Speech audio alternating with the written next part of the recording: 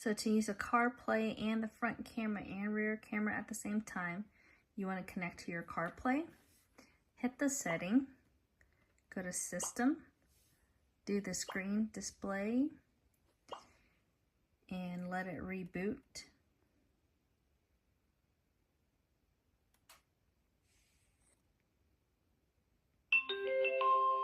So once it's on here, you just go back to CarPlay and you connect the unit to your phone.